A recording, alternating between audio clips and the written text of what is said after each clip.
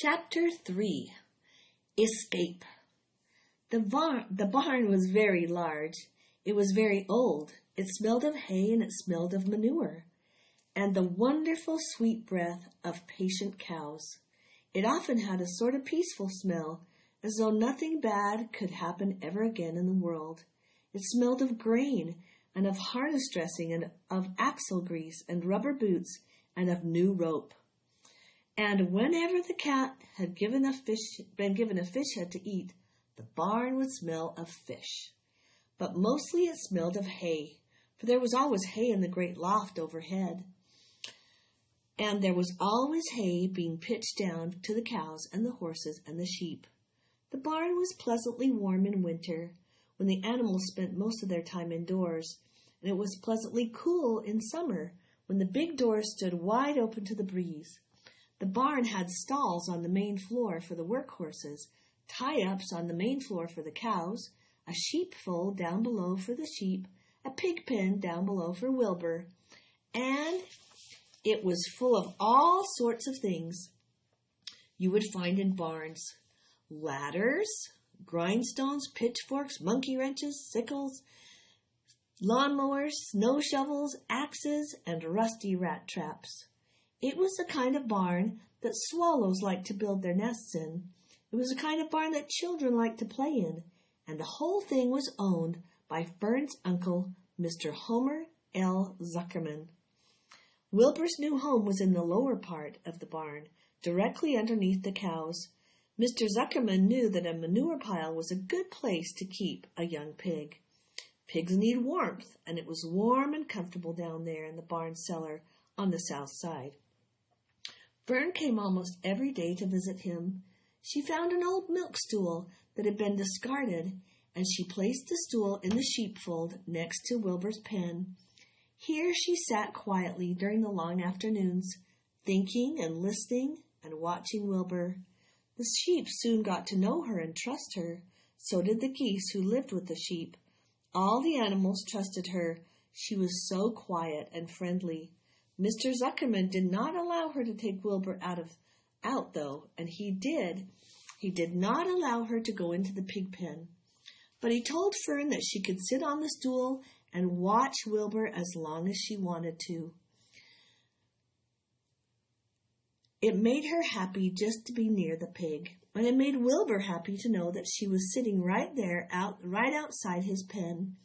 But he never had any fun, no walks, no rides, no swims. One afternoon in June, when Wilbur was almost 2 months old, he wandered out into a small yard outside the barn. Fern had not arrived for her usual visit. Wilbur stood in the sun, feeling lonely and bored. "There's never anything to do around here," he thought. He walked slowly to his food trough and sniffed to see if anything had been overlooked at lunch. He found a small strip of a potato skin and ate it. His back itched, so he leaned against the fence and rubbed against the boards. When he tired of this, he walked indoors, climbed on top of the manure pile, and sat down. He didn't feel like going to sleep. He didn't feel like digging. He was tired of standing still and tired of lying down. "I'm less than 2 months old, and I'm tired of living," he said. He walked out to the yard again. "When I'm out here," he said, "there's no place to go but in. When I'm indoors, there's no place to go but out in the yard." "That's where you're wrong, my friend," said a voice. Wilbur looked through the fence and saw a goose standing there. "You don't have to stay in that dirty little yard," said the goose, who talked very fast. "One of the boards is loose. Push on it, push on it. Come on out." "What?" said Wilbur. "Say it slower." At the risk of repeating myself," said the goose, "I suggest you come on out. It's wonderful out here." "Did you say a board was loose?" That I did," said the goose. Wilbur walked up to the fence and saw the goose was right. One board was loose. He put his head down and shut his eyes and pushed. The board gave way. In a minute he had squeezed through the fence and was standing in long grass outside the yard. The goose chuckled. "How does it feel to be free?" she asked. "I like it," said Wilbur. "That is, I guess I like it." Actually, Wilbur felt queer to be outside his fence, with nothing between him and the big world. "Where do you think you'll go?" "Where do you think I'd better go?" "Anywhere you like," said the goose. "Go down through the orchard, root up the sod, go through the garden, dig up the radishes, root up everything, eat grass, look for corn, look for oats, run all over, skip, dance, jump, prance, go down through the orchard, stroll in the woods. The world is a wonderful place when you're young." "I can see that," said Wilbur. He gave a jump in the air and twirled, ran a few steps, stopped and looked all around, sniffed the afternoon, and then set out off walking through the orchard, pausing in the shade of an apple tree. He put his strong snout to the ground and began pushing and digging and rooting. He was very happy. He plowed up quite a piece of ground before anyone noticed him. Mrs. Zuckerman was the first to see him. She saw him from the kitchen window, and she immediately shouted for the men. "Homer!" she cried. "Pigs out! Lurvy! Pigs out! Homer! Lurvy! Pigs out! He's down there under that apple tree!" "Oh, now the trouble starts, thought Wilbur. "Now I'll catch it." The goose heard the racket, and she too started hollering. "Run, run, run, run, downhill, make for the woods, the woods," she shouted to Wilbur. "They'll never, ever catch you in the woods." The Cocker Spaniel heard the commotion, and he ran out from the barn to join the chase. Mr. Zuckerman heard, and he came out of the machine shed where he was mending a tool. Lurvy, the hired man, heard the noise and came up from the asparagus patch where he was pulling weeds. Everybody walked toward Wilbur, and Wilbur didn't know what to do. The woods seemed a long way off, and anyway, he'd never been down there in the woods, and he wasn't sure he would like it. "Get around behind Lurvy," said Mr. Zuckerman, "and drive him toward the barn. Take it easy, don't rush him. I'll go get a bucket of slops." The news of Wilbur's escape spread rapidly among the animals on the place. Whenever any creature broke loose of Zuckerman's barn, the event was of great interest to others. The goose shouted to the nearest cow that Wilbur was free. Soon all the cows knew. Then one of the cows told one of the sheep, and soon all the sheep knew. The lambs heard about it from their mothers. The horses in their stalls in the barn pricked up their ears when they heard the goose hollering, and soon the horses had caught on to what was happening. "Wilbur's out," they said. Every animal stirred and lifted its head and became excited to know that one of their friends had gotten free and was no longer penned up or tied fast. Wilbur didn't know what to do or which way to run. It seemed as though everybody was after him. "Well, if this is what it's like to be free," he thought, "I believe I'd rather be penned up in my own yard." The Cocker Spaniel was sneaking up on him from one side. Lurvy, the hired man, was sneaking up from the other side. Mrs. Zuckerman stood ready to head him off if he started toward the garden. And now Mr. Zuckerman was coming toward him carrying a pail. "This is really awful," thought Wilbur. "Why doesn't Fern come?" He began to cry. The goose took command and began to give orders.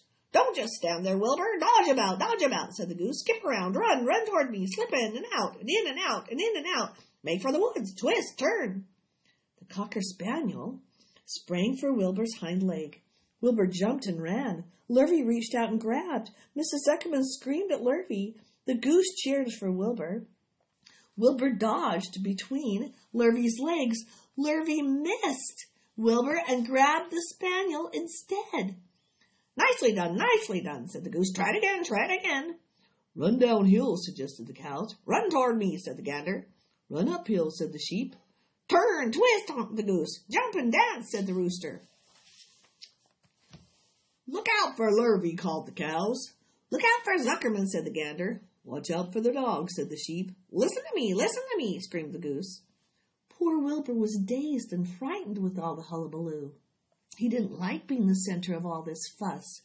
He tried to follow the instructions of his friends were giving him, but he couldn't run downhill and uphill at the same time, and he couldn't turn and twist when he was jumping and dancing, and he was crying so hard he could barely see anything that was happening. After all, Wilbur was a very young pig, not much more than a baby, really. He wished Fern were there to take him in her arms and comfort him. When he looked up and saw Mr. Zuckerman standing close to him, holding a pail of warm slops, he felt relieved. He lifted his nose and sniffed. The smell was delicious. Warm milk, potato skins, wheat middlings, Kellogg's cornflakes, and a popover left from Zuckerman's breakfast. "Come on, Pig," said Mr. Zuckerman, tapping the pail. "Come, Pig." Wilbur took a step toward the pail. No, said the goose. "It's the old pail trick, Wilbur. Don't fall for it. He's trying to lure you back to captivity. He's appealing to your stomach." Wilbur didn't care. The food smelled appetizing. He took another step toward the pail. Pig, said Mr. Zuckerman in a kind voice, began walking slowly toward the barnyard, looking about him all innocently, as if he didn't know that a little white pig was following along behind him. "You'll be sorry, sorry, called the goose. Wilbur didn't care. He kept walking toward the pail of slops. "You'll miss your freedom," honked the goose. "An hour of freedom's worth a barrel of slops." Wilbur didn't care. When Mr. Zuckerman reached the pig pen, he climbed over the fence and poured the slops into the trough. Then he pulled the loose board away from the fence, so there was a wide hole for Wilbur to walk through. Reconsider, cried the goose. Wilbur paid no attention. He stepped through the fence into his yard. He walked to the trough and took a long drink of slops, sucking in the milk hungrily and chewing the popover. It was good to be home again. While Wilbur ate, Lurvy fetched a hammer and some 8-penny nails and nailed the board in place. Then he and Mr. Zuckerman leaned lazily on the fence. Mr. Zuckerman scratched Wilbur's back with a stick. "He's quite a pig," said Lurvy. "Yes, he'll make a good pig," said Mr. Zuckerman. Wilbur heard the words of praise. He felt the warm milk inside his stomach. He felt the pleasant rubbing of the stick along his itchy back. He felt peaceful and happy and sleepy. This had been a tiring afternoon. It was still only about 4 o'clock, but Wilbur was all ready for bed. "I'm really too young to go out into the world alone," he thought as he lay down.